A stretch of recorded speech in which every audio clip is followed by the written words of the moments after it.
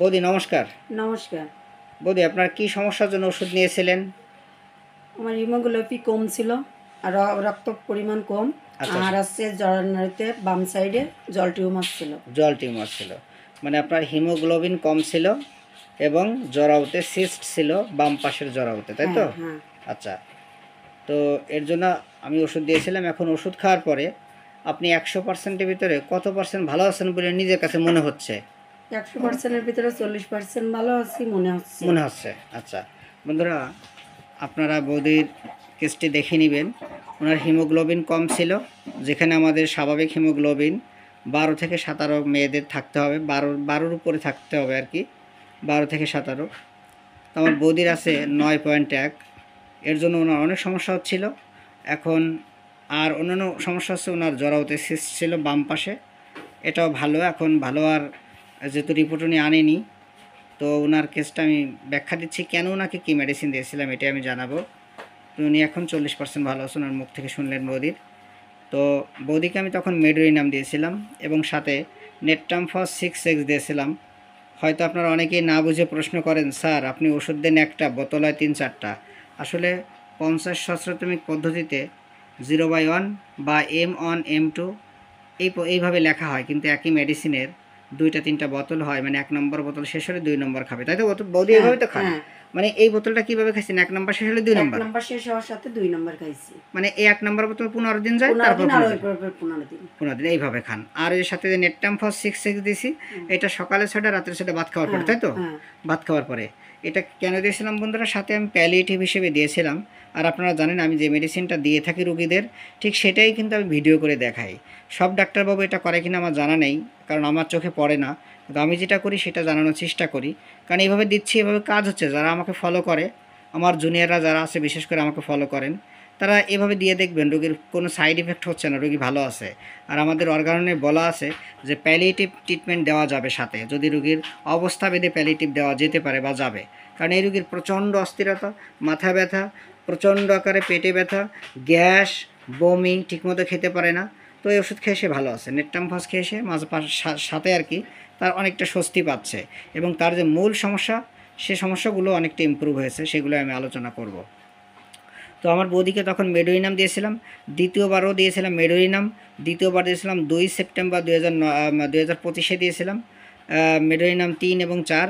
আজকে ওনার 8ই অক্টোবর 2025 ওনাকে সিপিআর 0/1 0/2 দিলাম। কেন দিলাম এটা আপনাদের জানাবো। বৌদি আপনি বলছেন 40% ভালো আছেন, তো আপনার প্রস্রাবে জ্বালা পোড়া ছিল, এখন কি আর আছে এটা? না, এখন একটু কম, কিন্তু তারপরে মাঝে মাঝে অল্প একটু আছে, সামান্য। হালকা আছে, হুম। মানে আগে আগে থেকে কমে আগের গেছে। থেকে কম। আচ্ছা আচ্ছা বৌদি, আপনার টয়লেট হতো কতদিন পর পর হতো টয়লেট? 2 দিন 3 দিন পর পর হতো। 2 দিন 3 দিন পর পর টয়লেট হতো।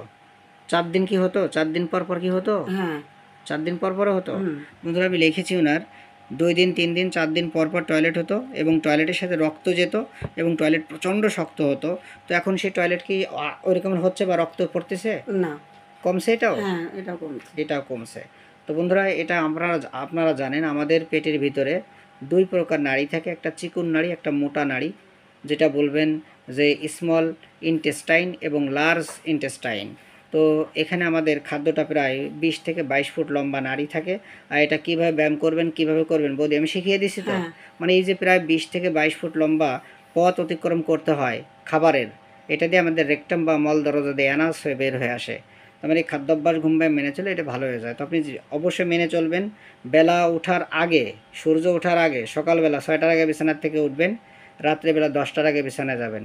কেন যাবেন, কি করবেন, সব ব্যাখ্যা কিন্তু প্রথম দিন বুঝিয়ে বলেছি, ঠিক আছে বৌদি? হ্যাঁ। এভাবে করলে আরও ভালো থাকবেন। আচ্ছা আপনি জল খাইতেন, প্রচণ্ড জল খেতেন, রাত্রিবেলা ঘুমের ঘরে উঠে উঠে জল খেতেন, এখনকার এটা খান নাকি কম? না, এটা একটু একটু কম। কমছে একটু। আচ্ছা, এবং আপনার ঘুম মোটেই ছিল না, একবারে ঘুম হতো না, এখন কি একটু ঘুম বাড়ছে বৌদি? হ্যাঁ। আচ্ছা, এবং ঘুমের ঘরে আপনি মাছ ধরতেন, মাছ ধরার স্বপ্ন দেখতেন, এখন কি এটা দেখেন বৌদি? না।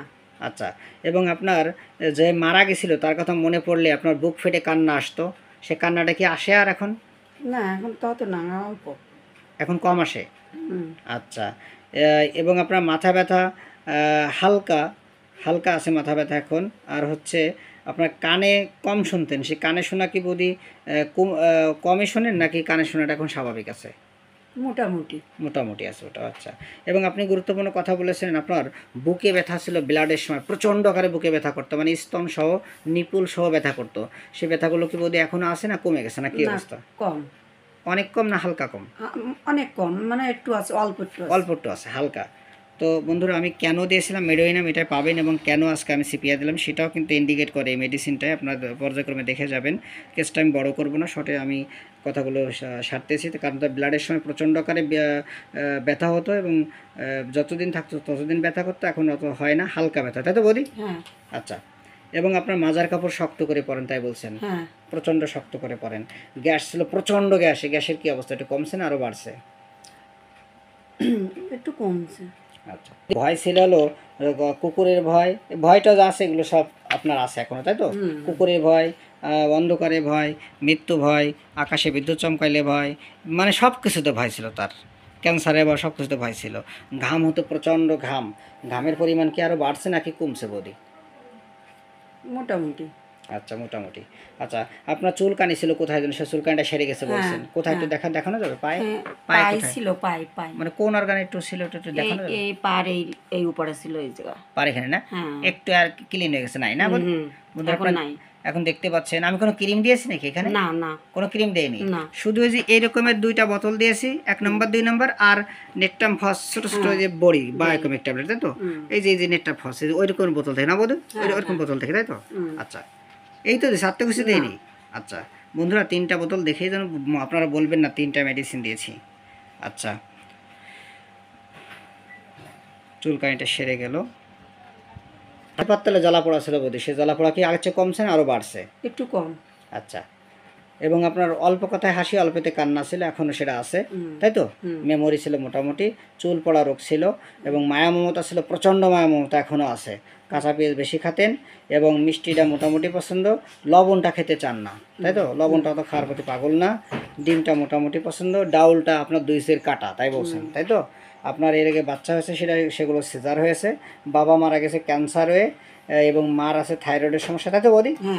আর আপনার গোপন একটা সমস্যা আছে, সেটা মোটেই মন চায় না, আগে যতটুকু চাইতো মোটেও চায় না। বন্ধুরা, আমি কেন আজকে ওষুধটা চেঞ্জ করে দিলাম এটাই কিন্তু জানাচ্ছি। আমার বৌদিকে আগে ওষুধ দিয়েছিলাম মেডোরিনাম দিয়েছিলাম, এখন ওনাকে আমি দিলাম সিপিয়া। কেন দিলাম, যে কথাগুলো বললাম এগুলো সিপিয়ার ভিতরে পাবেন আপনারা, এবং বৌদির মোটেই চাহিদা নেই। এবং লিউকোরিয়া ভাঙলে কি বৌদি একটু সেখান থেকে চুলকায় কিনা? হালকা হালকা চুলকায়। আচ্ছা, আপনি যখন বসেন তখন কি বৌদি পা আড়াআড়ি দিয়ে কি বসেন? মাঝে মাঝে বসা হয়। মাঝে মাঝে বসা হয়, পা আড়াআড়ি দিয়ে বসা হয়। আচ্ছা, আর ব্লাড ঠিক মতো হতো না, এবং অনিয়মিত ব্লাড হতো, প্রচুর ব্যথা করতো। এখন কি বৌদি এটা ঠিক হয়েছে? প্রতি মাসে প্রতি মাসে হচ্ছে? হ্যাঁ, প্রত্যেক মাসে। প্রতি মাসে হচ্ছে। বন্ধুরা, যদি আমাদের ওভারিয়ান সিস্ট থাকে, মানে জরায়ুতে যদি জল টিউমার থাকে, সেক্ষেত্রে কিন্তু ব্লাড ঠিক মতো হয় না। তো আমি আশা করি আমার বৌদির হয়তো এটা চলে গেছে, তারপর আমি রিপোর্টটা উনি সামনে মাসে করে আনলে আপনাদের দেখাবো। আমার মনে হয় এটা চলে গেছে, আর গেছে কিনা আমি টেস্ট আপনাদের দেখাবো। আর যদি না যেত তাহলে ওনার এই ব্লাড কিন্তু ঠিকমতো হতো না।